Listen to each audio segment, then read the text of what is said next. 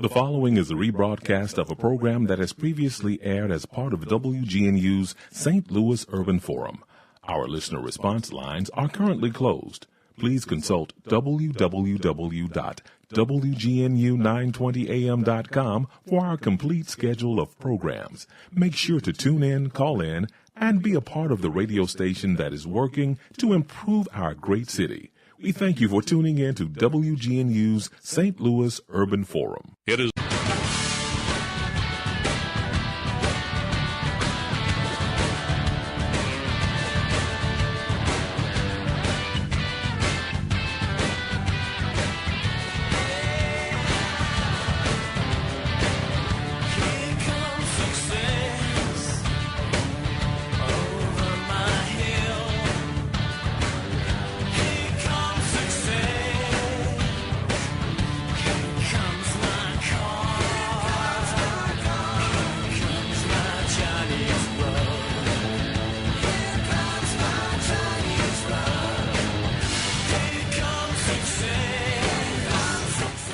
Good afternoon. It's Thursday. This is Nichelle Womack, and you are listening to The Business Connection. Are you enjoying this wonderful day that we're having in the Lou? It's very hot out there, steamy, very hot and steamy. But I hope you're getting a lot of water intake because that's so critical. When we have hot temperatures out here, we need to make sure that we get a lot of hydration of fluids, and that includes the H2O, the water. This is the show where we talk about business, entrepreneurship, jobs, education, and everything in between. Thanks for taking time out of your day to join me. I hope and pray all is well for you. There is so much going on in our world today, but I only have an hour, and we have to get down to that nitty-gritty. I have a great show planned for you. As I always do, I share with you on a regular basis about empowerment. Whatever skills, dreams, or desires you may have, use them. I was always told that if you don't use it, you'll lose it. Don't sit back and wait for someone to give you permission. With that being said, it's important that we position ourselves to receive the information. So many times we miss out on opportunity because we are not open-minded to the vehicle in which it is transmitted. A closed mind will never expand if the parachute does not have the capabilities. Think about that. Well, have you ever thought about being an author? I am so excited to have one of my colleagues here, Mrs. Dacia Wilkinson, who took that step to pursue her passion. She's going to share with us her drive to write several books, as well as discuss some of her craft with us. As I have mentioned to you on several shows, I am an avid reader. My loves include cookbooks, self-help, spiritual, and, of course, business literature. Today, as I mentioned earlier, we have Mrs. Dacia Wilkinson, who is going to share with us why we need to go out and purchase her book right away. Welcome, Dacia. Thank you. I am so excited you're here. You know I am, right? I know. I am too. Dacia is a really special lady. She and I have worked together for probably about maybe 7 months or so. 7 or 8 months. 7 or 8 months. And we get along great, and we laugh and joke all the time. She is the mom of 6. Mm-hmm. She's married to a wonderful guy who has his own business. That's so right. She's really into entrepreneurship as well, which we talk about all the time. Mm-hmm. The books that she has, and I don't know which one is first, and you can clarify this for me, The American Queen, Escaped, and then For the Love of Words. Yes. Now, Dacia, tell us a little bit about what you write and the motivation behind it. I started enjoying writing when I was in high school. Okay. Actually, it started before that. When I read Wuthering Heights in 7th grade, I fell in love with novels, especially Gothic-type literature. Not so much into lovey-dovey romance, much more into a story that involves some mystery or something that you have to try to figure out. I like to leave a book having grown a little. In high school, I tried my hand at writing a short novel. Only 1 or 2 people in the world have ever seen it, and it's going to stay that way. But I really enjoyed the process. I thought that it was intriguing, and I was embarrassed at the time. I hadn't really full grown into myself, so I didn't know how to share that craft with anyone. It took some years to pass. A lot of wonderful English classes and amazing instructors. I've had incredible instructors throughout my life. It wasn't until I went to the Lindenwood Creative Writing Master's Program and had an experience there. I spent 5 clusters working on the craft of writing, and I had one assignment where we were to write about a dream that changed us in some way, and it was only supposed to be 500 words, and I spent some time. I put myself in a dark room and just wrote from a very emotional place about a nightmare that I had as a child. And when I turned it in, my instructor gave it back to me later and said, "You have to submit this to a horror magazine." Oh, my goodness. Which, that I just found to be hysterical, because if you know me, mom of 6, right, me and horror is not, I don't even watch horror movies. But I did submit it, and it was published, and that started it. I was like, whoa, wait a minute. I can do this. Right. So I started a little thing called NaNoWriMo. If anybody's ever heard of NaNoWriMo, it's National Novel Writing Month. The month of November, you write 50,000 words in 30 days. And I did that for the first time 4 years ago. And I've done it every year since, and 3 of those have been published. Wow, that is amazing. Yeah. Yes. That is absolutely fabulous. It's fun. I know we probably have a lot of people out here that are writers as well. Now, The American Queen Escaped. Which one was first?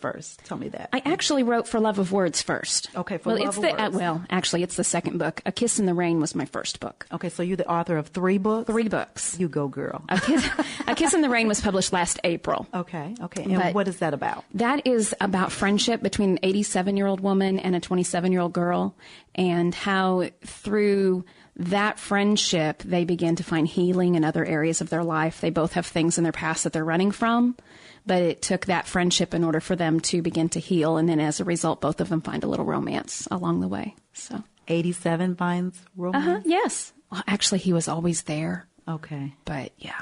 Okay. Leave us guessing here. Yes, absolutely. And then you said For Love of Words. For Love of Words.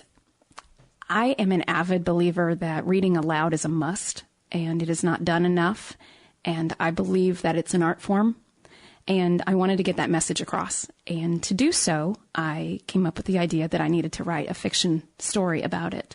So that's exactly what it is. It is this young lady, Allison.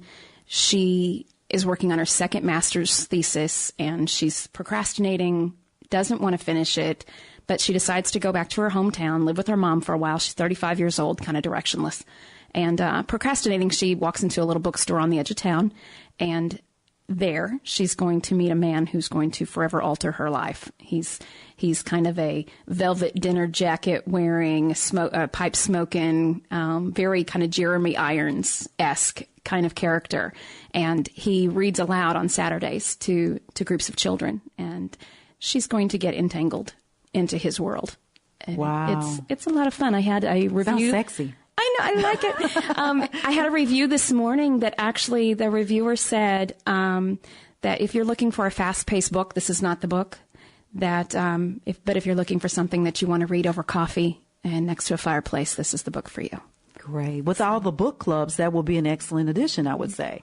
Yes, and that review is actually on Amazon. Okay. Under that book. So For Love of Words, Amazon.com, Dacia Wilkinson, you can read that review. He wrote a very nice review. Exactly. It's always great to get those good reviews. Now, The American Queen Escaped. Yes, ma'am. Tell us about that. Well, I'm a news junkie. I love to watch the news. I'm really into body language, facial expressions, all of those type of things. And as a result, when I watch the news, I'm always watching what's going on behind the scenes.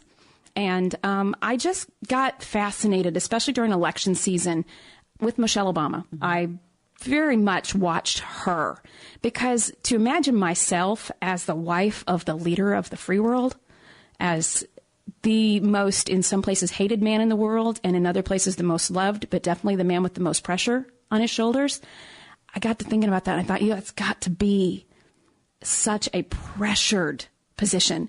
And so I started watching her face, and it just, to me, feels like there are so many forced smiles. And so from that, and it's not just her, it was Laura Bush as well. From that, I started playing with the idea, what if she tried to escape? And she tried to escape by faking her own death. So she does, with some assistance. I'm not going to tell you who that is because that's kind of you're left to wonder for a while. But somebody knows she's not dead and is going to begin pursuit. So in her rush for freedom, this elusive freedom, this freedom from the life that she didn't want, even though it was a beautiful platform, she's going to find a new definition. That sounds like a movie. Freedom. Sounds like a movie, forthcoming movie. I would love that. Yeah. That would be nice. I'm speaking it into existence. That's right. Let's do that.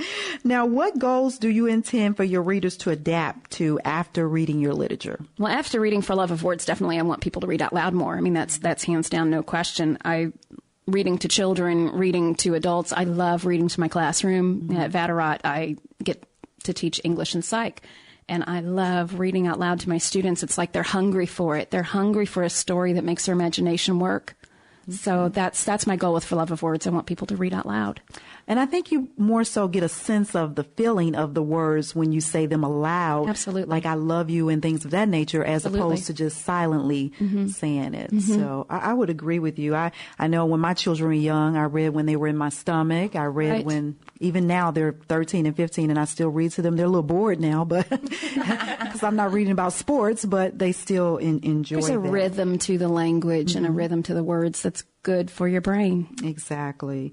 How do you come up with the concept? You did share us with about the American Queen, how you came up with that.